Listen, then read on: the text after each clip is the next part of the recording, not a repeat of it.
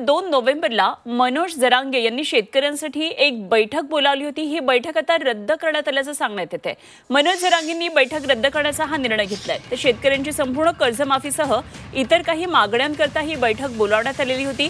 मात्र नागपूरमध्ये शेतकऱ्यांचं आंदोलन सुरू झालेलं आहे आणि शेतकऱ्यांची त्या ठिकाणी एकजूट दिसावी यासाठी बैठक रद्द करण्यात आल्याचं जरांगेंनी सांगितलंय। तर राज्यात शेतकऱ्यांचं आंदोलन सुरू आहे नागपूरला। तर एकजूट दिसली पाहिजे। उगाच दोन एकजूट काय म्हणतात ना त्याला, ते दोन जागेवर नको। म्हणजे इकडे अंतरवालीत पण बैठक आणि तिकडे पण बैठक, तिकडे पण आंदोलन सुरू। म्हणजे त्यामुळे असं वाटतंय की आपण 2 तारखेची बैठक थोडी पुढे ढकलू, कारण एक जीव दिसला पाहिजे शेतकऱ्यांचा, 2 जीव दिसले नाही पाहिजे या मनस्थितीत मी आहे।